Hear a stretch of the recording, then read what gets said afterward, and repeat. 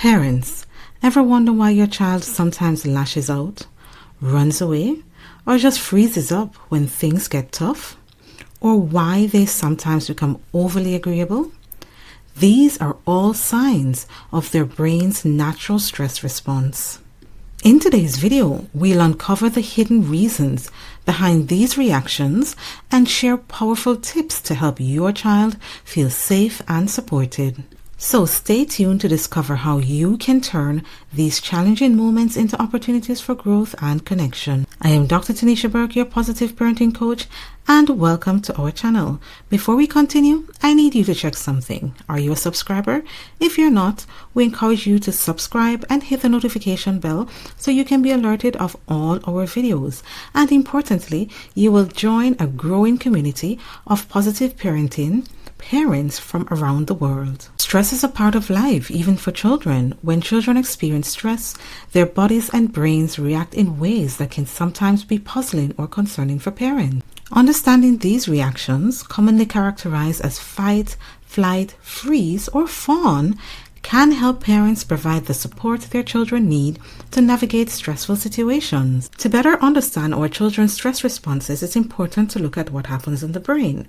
When a child perceives threat, the brain's amygdala, the area responsible for emotional responses, sounds the alarm. This triggers the hypothalamus to activate the sympathetic nervous system, releasing stress hormones like adrenaline and cortisol. These hormones prepare the body to respond to the threat. This is known as the fight or flight response, but there are two additional responses to consider, which are freeze and fawn. We're now going to look at the 4 stress responses, and as we go through them, I want you to reflect on your own children. Which one of these stress responses do you see most prominent in your children?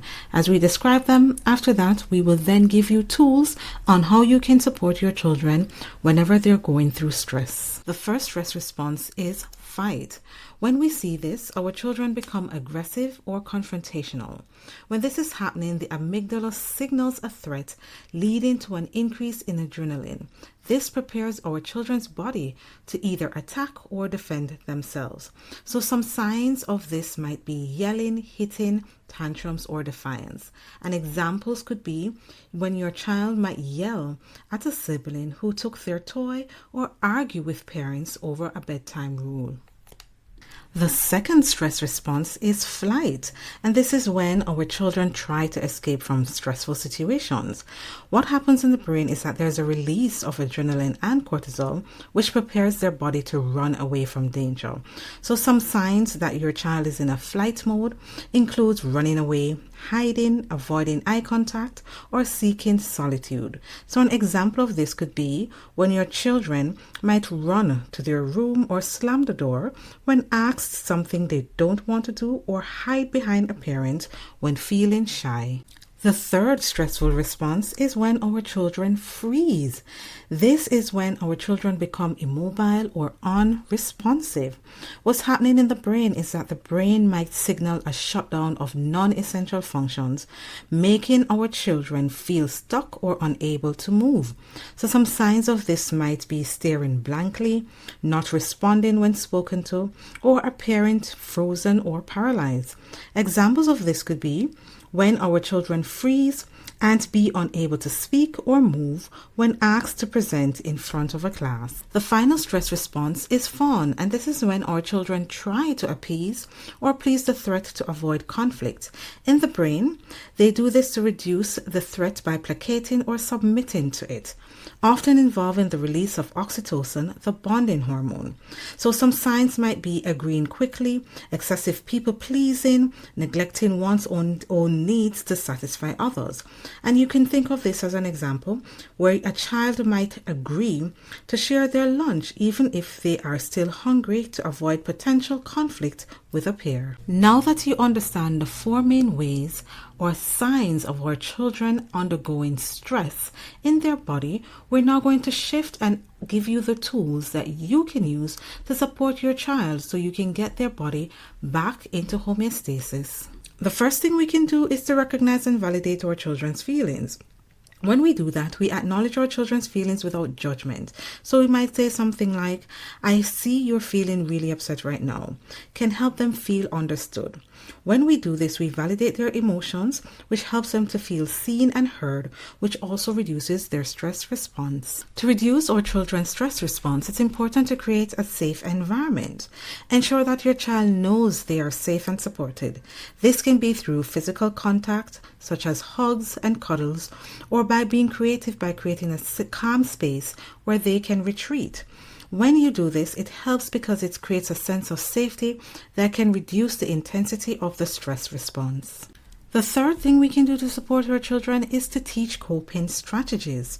Introduce techniques such as deep breathing, counting to 10, or using a calm down jar. Practice these when the child is not stressed so they become familiar. And the benefits of this is these tools can help your child manage their stress responses more effectively. The fourth strategy is to model calm behavior. Show calmness in your reactions even when your child is stressed. Use a soothing tone and stay patient. Why this helps is that children often mimic adult behavior. Modeling calmness can teach them how to respond to stress in a healthier way. Encouraging expression is also good for reducing stress. This allows children to express their feelings through words, drawing, or play. Encourage them to talk about what's bothering them. This is important because expression helps to process emotions, which reduces the stress they cause. And our sixth and final tip for the day to help your children to respond more positively to stress is to build problem-solving skills. Help your child break down problems into smaller, manageable steps. Guide them into thinking through these solutions. This helps because developing problem-solving skills increases your child's confidence and ability to handle stress. So let's do a quick recap on the parenting tools that you can use to help to support your child when they are experiencing stress in their body. 1. Recognize and validate their feelings. 2. Create a safe environment. 3. Teach coping strategies. 4. Model calm behavior. 5. Encourage expression. And 6. Build problem-solving skills. Understanding that children's response to stress are normal and rooted in their brain's attempt to protect them can help you respond with empathy and effective support. By recognizing the signs of fight, flight, freeze, or fawn and employing strategies to help children cope, you can foster resilience and emotional well-being in your children. We're now at the end of the video, and we hope that the parenting tools we provided today will help you as you support your child when they're experiencing stress in their body. We would like to hear from you, so please leave a comment in the comment section. If you have friends and family who you think may benefit from the content of this video, please share it with them. Thank you so much for joining us, and goodbye for now.